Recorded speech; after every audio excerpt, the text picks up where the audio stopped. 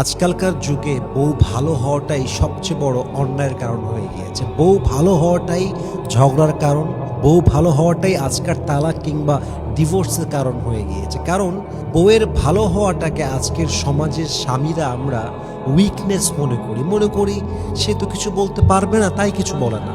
ওর তো কোনো যাওয়ার জায়গা না, ও যাবে কোথায় এখান থেকে। আমরা ইচ্ছা মতো এটাকে উইকনেস মনে করি। কিন্তু আমরা যদি একটা মুহূর্তের জন্য ভাবি যে আমার ওয়াইফটা চুপ থাকে কারণ সে দুর্বল তা নয়, বরং সে ভালোবাসে তাই সে চুপ থাকে। আমার ওয়াইফটা চুপ থাকে কারণটা হচ্ছে সে সংসারটা ধরে রাখতে চায়, ভালোবাসাটাকে আগলায় রাখতে চায়। কারো ভদ্রতাকে দুর্বলতা মনে করা এটা একটা মানুষের বোকামি ছাড়া আর কিছুই হতে পারে না, ঠিক কিনা বলেন?